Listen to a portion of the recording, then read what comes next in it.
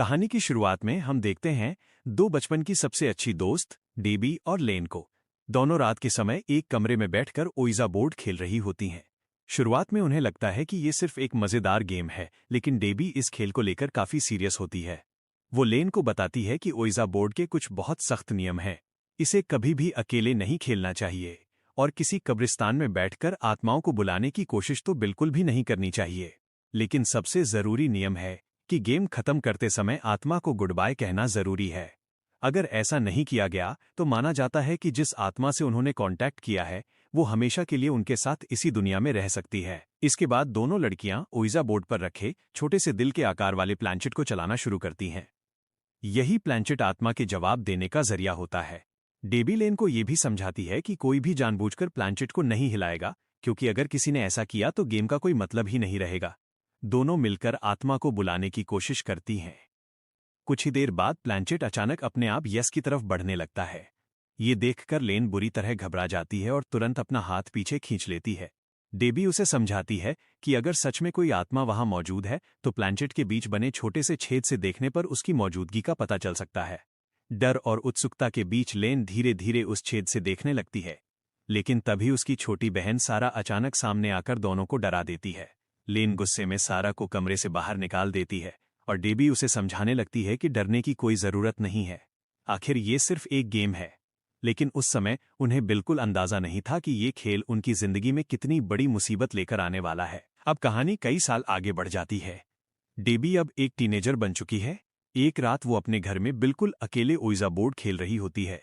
वो आत्मा से कुछ सवाल करती है और आखिर में गेम को नियम के मुताबिक गुड बाय कहकर खत्म कर देती है। इसके बाद वो ओइजा बोर्ड को घर के फायरप्लेस में डालकर जला देती है। लेकिन बोर्ड जलाने के बाद भी डेबी के चेहरे पर डर साफ दिखाई देता है।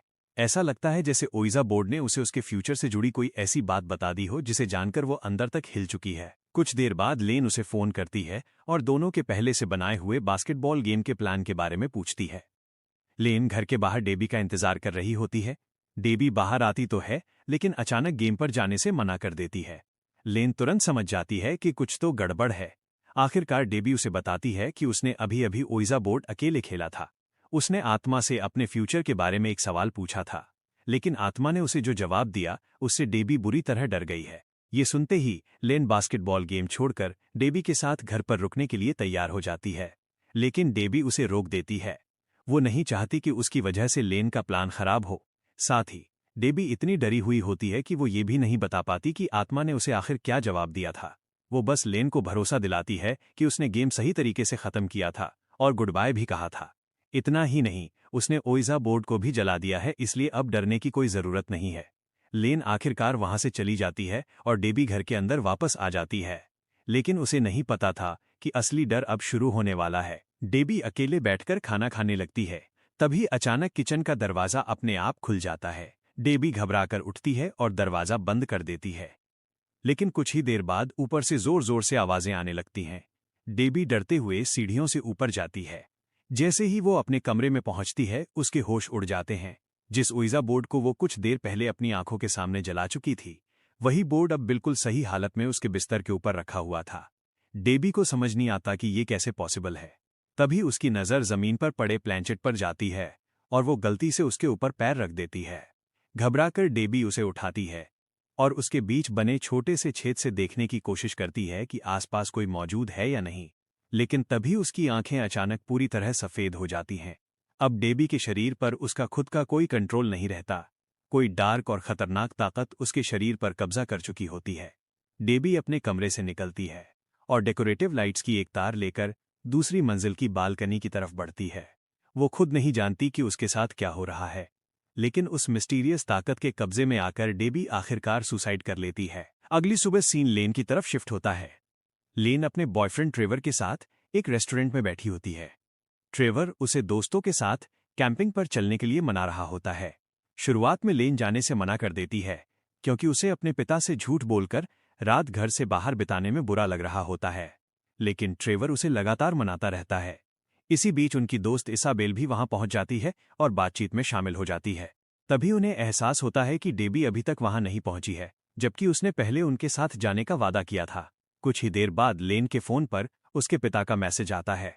वो उसे तुरंत घर आने के लिए कहते हैं क्योंकि कुछ बहुत सीरियस हो गया है। मैसेज पढ़ते ही लेन के मन में अनहोनी का डर पैदा हो जाता है और घर पहुंचने पर उसका सबसे बुरा डर सच साबित हो जाता है। डेबी अपने ही घर में मृत पाई गई थी। लेन इस बात को मानने के लिए बिल्कुल तैयार नहीं होती। उसे यकीन नहीं होता कि डेबी खुद अपनी जान ले सकती है।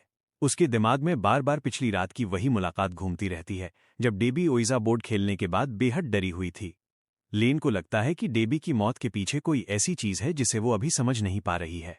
इसके बाद लेन फ्यूनरल होम पहुंचती है जहां डेबी का परिवार और करीबी रिश्तेदार पहले से मौजूद होते हैं। कुछ देर बाद डेबी का बॉयफ्रेंड पीट भी वहां पहुंचता है। उसके हाथ में डेबी के पसंदीदा फूल होते हैं। वो परिवार को फूल देते हुए बताता है कि डेबी को ये फूल बहुत पसंद थे, लेकिन लेन के लिए ये सब एक्सेप्ट करना बेहद मुश्किल होता है। उसे बार बार महसूस होता है जैसे डेबी अभी भी कहीं आसपास ही मौजूद है। कुछ देर बाद लेन अकेले डेबी के कमरे में चली जाती है। वो कमरे में रखी डेबी की चीजों को देखती है और उनके बचपन की पुरानी यादों को याद करने लगती है। सब कुछ बिल्कुल वैसा ही रखा हुआ था जैसे डेबी अभी किसी भी पल वापस आकर उन्हें इस्तेमाल करने वाली हो। लेकिन लेन को अभी बिल्कुल अंदाजा नहीं था कि इसी कमरे में उसे डेबी की मौत और उस खौफनाक ओइजा बोर्ड के बीच छिपा हुआ पहला बड़ा सुराग मिलने वाला है। लेन अभी डेबी के कमरे में उसकी पुरानी चीजों को देख ही रही होती है कि तभी उसकी नजर अलमारी के दरवाजे पर पड़ती है। अलमारी का दरवाजा थोड़ा सा खुला हुआ था। लेन को ये देखकर बहुत हैरानी होती है। वो धीरे धीरे अलमारी की तरफ बढ़ती है और अंदर देखने ही वाली होती है कि तभी डेबी की माँ मिसेस गैलार्डी कमरे में आ जाती हैं। लेन उन्हें बताती है कि वो बस डेबी के साथ बिताए पुराने दिनों को याद कर रही थी। बचपन में डेबी उसे इसी कमरे में खेलने के लिए बुलाया करती थी। ये सुनते ही मिसेस गैलार्डी खुद को रोक नहीं पाती और लेन को गले लगा लेती हैं। वो इमोशनल होकर बताती हैं कि डेबी बचपन से ही लेन को अपने परिवार का हिस्सा मानती थी, लेकिन डेबी की मौत के बाद इस घर में रहना उनके लिए बहुत मुश्किल हो गया है।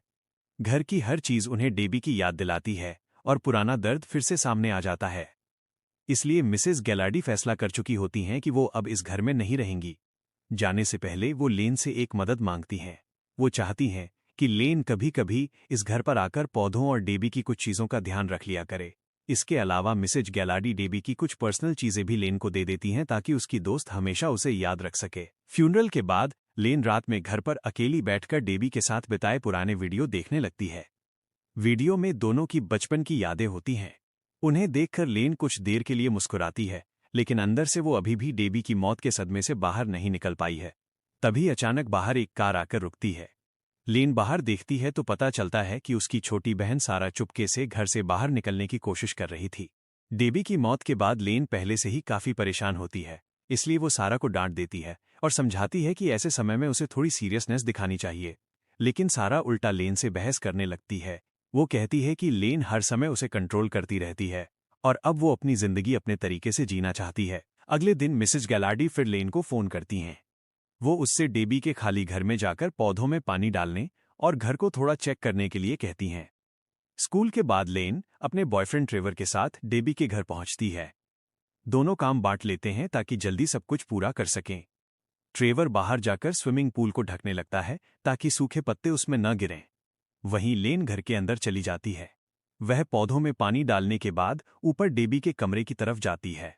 पूरा घर बिल्कुल सुनसान पड़ा था, लेकिन तभी लेन को डेबी के कमरे की तरफ से कुछ अजीब आवाजें सुनाई देती हैं। उसी समय कमरे की लाइट भी अपने आप जल जाती है। लेन चौंक जाती है और तुरंत कमरे के अंदर चली जाती है। अंदर पहुंचते ही उसे फ्यूनरल वाले दिन की वो अलमारी याद आती है जिसका दरवाजा बिना किसी वजह के खुला हुआ था। लेन धीरे धीरे उसी अलमारी के पास जाती है। वो दरवाजा खोलकर अंदर देखने लगती है और तभी उसे ऐसी चीज मिलती है जिसे देखकर उसके होश उड़ जाते हैं। अलमारी के अंदर डेबी का ओइजा बोर्ड और उसका प्लैंचेट छिपा हुआ था। लेकिन ये कैसे पॉसिबल था? डेबी ने तो खुद लेन को बताया था कि उसने ओइजा बोर्ड को फायरप्लेस में जला दिया है, फिर वही बोर्ड यहाँ कैसे मौजूद था? अब लेन को यकीन होने लगता है कि डेबी की मौत सिर्फ एक सुसाइड नहीं थी। वो ट्रेवर को बचपन की वो घटना बताती है जब उसने और डेबी ने पहली बार ओइजा बोर्ड खेला था। लेन को अपनी एक गलती का भी बेहद अफसोस होता है। डेबी की मौत से ठीक एक रात पहले जब डेबी उससे डरते हुए अपनी परेशानी बता रही थी, तब लेन उसके साथ रुकने के बजाय गेम देखने चली गई थी। अब लेन को लगता है कि अगर उस रात वो डेबी के साथ रुक जाती तो शायद आज डेबी जिंदा होती। सबसे ज्यादा उसे इस बात का अफसोस था कि उसे अपनी सबसे अच्छी दोस्त को आखिरी बार ठीक से गुड बाय कहने का मौका भी नहीं मिला। इसी गिल्ट और सच्चाई जानने की इच्छा के कारण लेन फैसला करती है कि वो डेबी की मौत का असली कारण जरूर पता लगाएगी। लेन डेबी के बॉयफ्रेंड पीट से मिलने जाती है। वो पीट से पूछती है कि डेबी की मौत से पहले उसके बिहेवियर में कोई अजीब बदलाव आया था या नहीं। पीट बताता है कि पिछले कुछ दिनों से डेबी बहुत ज्यादा नर्वस रहने लगी थी। ऐसा लगता था जैसे वो उससे कुछ छिपा रही हो। मौत से कुछ दिन पहले डेबी ने पीट को अचानक अपने घर में आने से रोक दिया था। यहां तक कि उसने उसे खुद से दूर कर दिया था, लेकिन इसकी कोई वजह भी नहीं बताई थी। पीट को उस समय लगा था कि शायद डेबी ब्रेकअप करना चाहती है, लेकिन अब उसे भी लगता है कि डेबी के बिहेवियर के पीछे कोई और ही वजह थी। लेन और पीट दोनों समझ जाते हैं कि डेबी की मौत अपने पीछे बहुत सारे अनसुलझे सवाल छोड़ गई है। अब लेन का शक लगातार उसी ओइजा बोर्ड की तरफ बढ़ रहा था। आखिरकार लेन ट्रेवर और इसाबेल को सब कुछ बता देती है। चारों मिलकर डेबी की मौत से जुड़े रहस्य को समझने की कोशिश करते हैं। और फिर लेन एक बहुत खतरनाक फैसला लेती है। वह ओइजा बोर्ड को दोबारा खेलने का फैसला करती है। उसका मकसद सिर्फ एक था, किसी तरह डेबी की आत्मा से कांटेक्ट करना और उससे पूछना कि उसकी मौत वाली रात आखिर हुआ क्या था। उस रात लेन ट्रेवर, इसाबेल और पीट से मिलने की तैयारी करती है। चारों डेबी के घर पर ओइजा बोर्ड के जरिए उससे संपर्क करने वाले थे, लेकिन घर से निकलने से पहले लेन की नजर बाहर खड़ी एक काली कार पर पड़ती है। लेन तुरंत समझ जाती है कि सारा फिर से चुपके से किसी से मिलने वाली है। दरअसल सारा का एक ऐसे आदमी के साथ कांटेक्ट था जो उससे काफी बड़ा था और अक्सर उसे रात के समय बाहर लेकर जाता था। लेन अपनी बहन को इस तरह अकेले बाहर जाने देने के लिए बिल्कुल तैयार नहीं होती, इसलिए वो सारा को भी अपने साथ डेबी के घर ले जाती है। घर पहुंचने के बाद लेन सीधे ऊपर डेबी के कमरे में जाती है। वो वहां छिपाया हुआ ओइजा बोर्ड निकालने लगती है। उधर ट्रेवर और इसाबेल पहले से ही डाइनिंग रूम में उसका इंतजार कर रहे होते हैं। तभी कुछ देर बाद पीट अचानक घर के बैक डोर से अंदर आता है। उसके अचानक आ जाने से वहां मौजूद सभी लोग एक पल के लिए चौंक जाते हैं। सभी लोग डाइनिंग टेबल पे बैठ जाते हैं।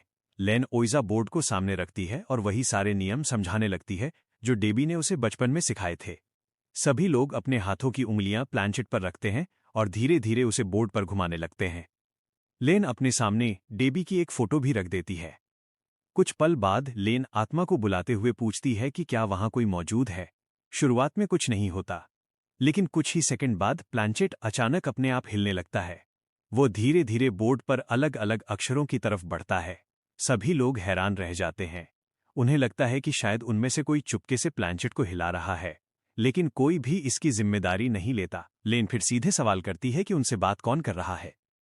इस बार प्लानचेट धीरे धीरे अलग अलग अक्षरों पर रुकता हुआ एक नाम बनाता है, डेबी। नाम सामने आते ही इसाबेल बुरी तरह डर जाती है और घबराकर प्लानचेट से अपना हाथ हटा लेती है। लेन तुरंत उसे रोकती है। उसे याद है कि डेबी ने बताया था कि ओइजा गेम को बीच में छोड़ना खतरनाक हो सकता है। इसलिए लेन इसाबेल से दोबारा हाथ रखने के लिए कहती है। लेन अब डेबी से पूछती है कि वे उसकी मदद कैसे कर सकते हैं, लेकिन सवाल खत्म होते ही ऊपर की मंजिल से अचानक जोरदार धमाके की आवाज आती है। सभी लोग डर जाते हैं। लेन इमोशनल होकर डेबी को याद करती है और कहती है कि वे सिर्फ उसे आखिरी बार ठीक से गुड बाय कहने आए हैं, लेकिन तभी अचानक पूरे घर की बिजली चली जाती है। अंधेरे में माहौल और भी डरावना हो जाता है। इसी बीच किचन की तरफ से अजीब आवाजें आने लगती हैं। लेन और ट्रेवर उस आवाज का पता लगाने के लिए डाइनिंग रूम से बाहर निकल जाते हैं। किचन में पहुंचते ही उनकी नजर स्टोव पर पड़ती है और तभी स्टोव अचानक अपने आप जल उठता है। लेन घबराकर पूछती है कि क्या ये डेबी है। इसी दौरान घर के दूसरे हिस्से में पीट उस कमरे की तरफ चला जाता है जहां डेबी की लाश मिली थी। वो कमरे में चारों तरफ देखने लगता है। तभी उसकी नजर सामने लगे शीशे में पड़ने वाली एक अजीब परछाई पर जाती है। पीट कुछ समझ पाता उससे पहले ही कोई इनविजिबल ताकत उसे जोर से धक्का देती है। पीट पीछे जाकर सीधे एक बड़े शीशे से टकराता है। शीशा जोरदार आवाज के साथ टूट जाता है और पीट जमीन पर गिर जाता है। ये देखकर घर में मौजूद सभी लोग बुरी तरह घबरा जाते हैं। अब उन्हें यकीन हो जाता है कि इस घर में कुछ ऐसा है जो नॉर्मल नहीं है। आखिरकार सभी लोग डेबी का घर छोड़ने का फैसला करते हैं, लेकिन घर से निकलते समय लेन चुपके से ओइजा बोर्ड अपने साथ ले आती है। उस रात सभी लोग अपने अपने घर चले जाते हैं, लेकिन लेन चुपके से अपने कमरे में ओइजा बोर्ड निकालती है और उसे अकेले खेलना शुरू कर देती है। यानी वही गलती जिसके बारे में डेबी ने उसे बचपन में वार्निंग दी थी।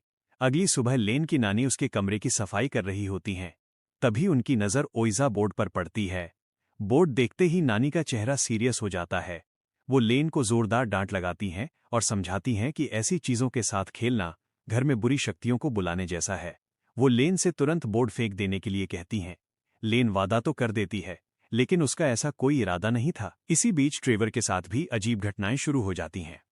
स्कूल के बाद वो अपनी बाइक से एक सुनसान टनल से गुजर रहा होता है। तभी उसकी नज़र दीवार पर पड़ती है। वहां अचानक कुछ शब्द दिखाई देते हैं, हाय फ्रेंड। ट्रेवर उन शब्दों को देखकर हैरान रह जाता है। उधर इसाबेल रेस्टोरेंट में अपना पार्ट टाइम काम खत्म करके बाहर आती है। जैसे ही वो अपनी कार के पास पहुंचती है, उसकी नज़र धूल भरी खिड़की पर पड़ती है।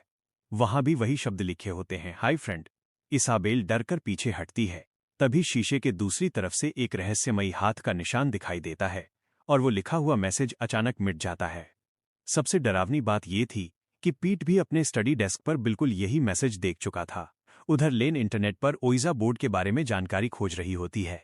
वो खुद को तसल्ली देने की कोशिश करती है कि ये सब सिर्फ उनका वहम है, लेकिन तभी अचानक उसके घर का मेन डोर खुलने की आवाज आती है। लेन सारा से बाहर जाकर देखने के लिए कहती है, लेकिन बाहर कोई भी नहीं होता। तभी उनके सामने दरवाजा धीरे धीरे अपने आप बंद हो जाता है। अब घर के अंदर भारी कदमों की आवाज गूंजने लगती है। एक एक कदम धीरे धीरे उनके करीब आता हुआ। लेन और सारा बुरी तरह डर जाती हैं और तुरंत एक अलमारी के अंदर छिप जाती हैं। कुछ देर बाद जब घर शांत होता है, लेन बाहर निकलती है, लेकिन जैसे ही उसकी नज़र लैपटॉप की स्क्रीन पर पड़ती है, उसके होश उड़ जाते हैं। स्क्रीन पर फिर वही शब्द चमक रहे थे, हाय फ्रेंड। अब लेन के लिए ये मानना मुश्किल हो जाता है कि ये सब सिर्फ इत्तेफाक है। अगली सुबह चारों दोस्त फिर मिलते हैं। बातचीत के दौरान पीट बताता है कि इसाबेल इतनी डर चुकी है कि वो घर से बाहर निकलने को भी तैयार नहीं है। लेन को लगने लगता है कि शायद ये डेबी की आत्मा है जो किसी तरह उनसे कांटेक्ट करने की कोशिश कर रही है। इसी सवाल का जवाब पाने के लिए उस रात लेन और उसके दोस्त फिर से डेबी के घर पहुंचते हैं। वे दोबारा ओइजा बोर्ड को बीच में रखकर आत्मा को बुलाने की प्रोसेस शुरू करते हैं। लेकिन इस बार कुछ ऐसा होता है जिसे देखकर सभी डर जाते हैं। बिना किसी के छुए प्लैंचेट अचानक बोर्ड से खिसककर नीचे चला जाता है, जैसे कोई अदृश्य ताकत उसे अपनी तरफ खींच रही हो। लेन डेबी की मौत के बारे में सवाल पूछना शुरू कर देती है। लेन सीधे पूछती है कि डेबी को किसने नुकसान पहुंचाया, लेकिन सवाल पूछते ही प्लैंचेट अचानक रुक जाता है। कोई जवाब नहीं मिलता। तभी पीट को शक होने लगता है कि शायद बोर्ड के जरिए डेबी नहीं बल्कि कोई और उनसे बात कर रहा है। वो उस आत्मा की सच्चाई जांचने के लिए एक सवाल पूछता है। वो पूछता है कि जब वे दोनों पहली बार डेट पर गए थे तो कहाँ गए थे। प्लैंचेट एक जगह का नाम बताता है, लेकिन पीट तुरंत समझ जाता है कि जवाब गलत है। अब सभी के होश उड़ जाते हैं। उन्हें समझ आ जाता है कि जिस आत्मा से वे बात कर रहे थे वो डेबी बिल्कुल नहीं थी। लेन घबराकर पूछती है कि अगर वो डेबी नहीं है तो आखिर वो कौन है। प्लैंचेट कुछ अक्षरों की तरफ बढ़ता है। धीरे धीरे वहां सिर्फ दो अक्षर सामने आते हैं, DZ। लेन प्लैंचेट के छेद से सामने देखने लगती है और अगले ही पल उसकी सांसें रुक जाती हैं। उनके सामने एक औरत बैठी हुई दिखाई देती है, लेकिन उसका पूरा मुंह धागे से इस तरह सिला हुआ था कि वो बोल भी नहीं सकती थी। लेन डर कर पीछे हट जाती है, लेकिन तभी प्लैंचेट दोबारा अपने आप चलने लगता है और एक वार्निंग लिखता है, भाग जाओ इससे पहले कि मदर आ जाए। ये पढ़ते ही सभी के चेहरे का रंग उड़ जाता है। लेन एक बार फिर प्लैंचेट के छेद से देखती है। इस बार उसे एक और भी डरावना सीन दिखाई देता है। एक बूढ़ी औरत दूर से उनकी तरफ तेजी से दौड़ती हुई आ रही थी। अब किसी के पास वहां रुकने की हिम्मत नहीं होती। सभी लोग चीखते हुए घर से बाहर भाग जाते हैं। अगले दिन लेन डेबी की पुरानी चीजों को चेक कर रही होती है। तभी उसे डेबी की एक कीचेन दिखाई देती है। उसमें एक छोटा सा फ्लैश ड्राइव छिपा हुआ था। लेन उसे लैपटॉप में लगाकर फाइल खोलती है। वहां उसे एक वीडियो मिलता है। वीडियो में डेबी अपने घर की अटारी की सफाई करती हुई दिखाई देती है। सफाई के दौरान उसे वहां एक पुराना ओइजा बोर्ड मिलता है। डेबी उसे अपने कमरे में ले आती है और अकेले ही खेलना शुरू कर देती है। कुछ ही पल बाद प्लैंचेट अचानक अपने आप हिलने लगता है और एक मैसेज बनता है, हाय फ्रेंड। अब लेन को समझ आने लगता है कि डेबी ने अपनी मौत से पहले इसी बुरी ताकत से कांटेक्ट किया था। लेकिन इससे पहले कि लेन कुछ कर पाती, एक और भयानक घटना हो जाती है। इसाबेल देर रात अपने काम से घर लौटती है। घर के अंदर पहुंचते ही उसे महसूस होता है कि कोई चीज उसके आसपास मौजूद है। अचानक इसाबेल के मुंह पर ऐसा महसूस होता है जैसे किसी ने उसे सिल दिया हो। वो चीखने की कोशिश करती है, लेकिन आवाज नहीं निकलती। अगले ही पल एक ताकत उसे हवा में उठा लेती है और जोर से बाथरूम के सिंक पर पटक देती है। इसाबेल की वहीं मौत हो जाती है। अब लेन को यकीन हो चुका था कि डेबी और इसाबेल की मौत के पीछे उसी सिलाई वाले मुंह की आत्मा का हाथ है। ट्रेवर डर के मारे लेन का साथ छोड़ देता है। सिर्फ पीट ही लेन के साथ बचता है। सच्चाई जानने के लिए लेन और पीट उसी दोपहर डेबी के पुराने घर की अटारी में वापस जाते हैं। वहां उन्हें घर के पुराने मालिकों का बहुत सारा सामान मिलता है। लेन को एक पुरानी तस्वीर मिलती है जिसमें एक औरत के साथ दो छोटी बच्चियां खड़ी होती हैं। वहां लेन को कई जली हुई गुड़िया भी मिलती हैं। पीट पुराने न्यूज़पेपर के आर्टिकल खोजता है। आखिरकार उसे कई साल पुराना एक आर्टिकल मिलता है जिसमें एक लापता लड़की का जिक्र था। उस लड़की का नाम था डोरिस जेंडर। नाम देखते ही लेन को DZ का मतलब समझ आ जाता है। आर्टिकल के मुताबिक डोरिस इसी घर में अपनी मां के साथ रहती थी। डोरिस की एक छोटी बहन पॉलिना भी थी जो अभी जिंदा थी और एक साइकियाट्रिक हॉस्पिटल में थी। लेन पॉलिना से मिलने हॉस्पिटल पहुंचती है। लेन उसे अब तक हुई हर घटना के बारे में बताती है। पॉलिना बिल्कुल शांत चेहरे के साथ अपने परिवार का वो भयानक सच बताना शुरू करती है। पॉलिना के मुताबिक इस पूरे हॉरर की शुरुआत उनकी मां से हुई थी। उनकी मां को काले जादू में बहुत इंटरेस्ट था। एक दिन उनकी मां ने एक डार्क रिचुअल किया, लेकिन सब कुछ गलत हो गया। एक बेहद खतरनाक शैतान उनके सामने आया और उनकी मां के दिमाग पर अपना कब्जा जमा लिया। इसी पागलपन में उसकी मां ने अपनी ही बेटी डोरिस का मुंह सिल दिया ताकि वो आत्माओं से बात न कर सके, और फिर उसे मार डाला। पॉलिना ने अपनी मां की बढ़ती हिंसा को देखकर अपनी ही मां को मार डाला था। पॉलिना बताती है कि जिस दिन लेन ने पहली बार ओइजा बोर्ड खेला, उसी दिन से वो भी इस श्राप से जुड़ चुकी है। फिर पॉलिना लेन को एक रहस्य बताती है। डोरिस का शरीर आज भी उसी पुराने घर के बेसमेंट के नीचे छिपा हुआ है। इस श्राप को खत्म करने का एकमात्र तरीका है कि डोरिस के मुंह पर लगी सिलाई को काट दिया जाए। ऐसा होने पर डोरिस की आत्मा आजाद हो सकती है और वो अपनी मां की बुरी आत्मा के खिलाफ लड़ सकती है। उस रात लेन, सारा, पीट और ट्रेवर डेबी के घर के बेसमेंट में वापस आते हैं। लेकिन जैसे ही वे बेसमेंट में आगे बढ़ते हैं, लेन की नज़र ट्रेवर के ठीक पीछे पड़ती है। वहां एक काली परछाई खड़ी थी। वो परछाई अचानक ट्रेवर को पकड़ लेती है और उसे घसीटते हुए दूसरे कमरे में ले जाती है। पीट ट्रेवर के पीछे भागता है, लेकिन जैसे ही पीट उस कमरे के अंदर पहुंचता है, दरवाजा अपने आप जोर से बंद हो जाता है। अब बेसमेंट के अंदर लेन और सारा अकेली रह जाती हैं। लेन एक संकरे रास्ते से एक गुप्त कमरे में पहुंचती है। कमरे के बीचों बीच एक वेदी के ऊपर डोरिस की सूखी हुई लाश पड़ी थी। उसका मुंह मोटे धागों से सिला हुआ था। लेन बिना समय गंवाए उन सिलाइयों को काटना शुरू कर देती है, लेकिन तभी पीछे से सारा की चीख सुनाई देती है। लेन पलटकर देखती है तो उसके पीछे मिसेस जेंडर की आत्मा खड़ी होती है। ऐसा लगता है जैसे वो लेन को रोकने की कोशिश कर रही हो, लेकिन तब तक बहुत देर हो चुकी थी। लेन डोरिस के मुंह की सारी सिलाइयां काट देती है और उसी पल मिसेस जेंडर की आत्मा अचानक गायब हो जाती है। लेन को लगता है कि आखिरकार उन्होंने श्राप खत्म कर दिया है, लेकिन सब लोग घर पहुंचते हैं तो एक और डरावनी घटना शुरू हो जाती है। पीट अपने बेडरूम में जाता है और वहां उसे डेबी खड़ी हुई दिखाई देती है। पीट उसकी तरफ बढ़ता है, लेकिन उसे बिल्कुल पता नहीं होता कि सामने डेबी नहीं है। वो असल में डोरिस की आत्मा थी जो डेबी का रूप लेकर आई थी। कुछ ही पलों में पीट के शरीर पर उस ताकत का कब्जा हो जाता है और वो भी मारा जाता है। उसी रात लेन को ट्रेवर का मैसेज आता है कि पीट मारा गया। लेन को समझ आ जाता है कि हालात पहले से भी ज्यादा खतरनाक हो चुके हैं। अगली सुबह लेन सीधे पॉलिना के पास जाती है और गुस्से में सवाल करती है कि मौतों का सिलसिला क्यों नहीं रुका। लेकिन पॉलिना घबराती नहीं, बल्कि हल्का सा मुस्कुराती है। और फिर पॉलिना वो सच बताती है जो अब तक किसी को नहीं पता था। मिसेस जेंडर असली विलन नहीं थी। असल खतरा खुद डोरिस और पॉलिना थीं। पॉलिना बताती है कि डोरिस को आत्माओं से बात करने का बहुत शौक था। उसी ने काले जादू से शैतानी ताकतों के लिए इस दुनिया का दरवाजा खोला था। उनकी मां को ये बात समझ आ गई थी। उन्होंने डोरिस को रोकने के लिए ही उसका मुंह सिला था, क्योंकि डोरिस के मुंह पर लगी सिलाई उसकी बुरी पावर को रोक रही थी। बेसमेंट में जब लेन ने मिसेस जेंडर की आत्मा को देखा था, तब वो लेन को नुकसान पहुंचाने नहीं, बल्कि सिर्फ लेन को सिलाई काटने से रोकने आई थी। लेन ने उसकी बात समझे बिना सिलाई काट दी और अनजाने में डोरिस को उसकी पूरी ताकत वापस दिला दी। सबसे बड़ा झटका यह था कि पॉलिना खुद इतने सालों से डोरिस की मदद कर रही थी। तभी व्हीलचेयर पर बैठी पॉलिना अचानक धीरे धीरे खड़ी हो जाती है। वो लेन को बताती है कि डोरिस जल्द ही लेन को भी मारने वाली है। लेन अपनी आखिरी उम्मीद लेकर अपनी नानी के पास जाती है।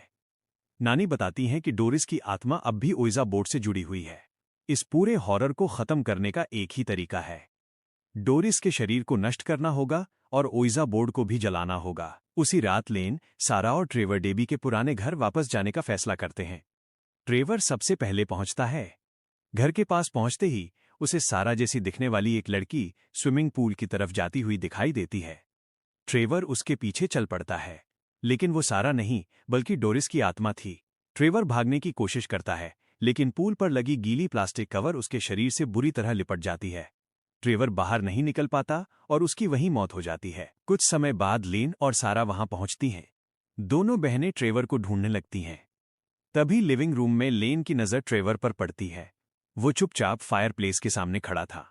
लेन करीब पहुंचती है तो उसके होश उड़ जाते हैं। ट्रेवर की आंखें पूरी तरह सफेद हो चुकी थीं और उसके मुंह पर भी वैसी ही सिलाई लगी हुई थी। अब लेन और सारा ही उस घर में जिंदा बची थीं। सारा ओइजा बोर्ड लेकर बेसमेंट में जाती है, लेकिन अचानक वो किसी ताकत की चपेट में आ जाती है। वो हवा में घसीटती हुई दूसरे कमरे में चली जाती है और दरवाजा बंद हो जाता है। सारा के सामने डोरिस की आत्मा खड़ी होती है।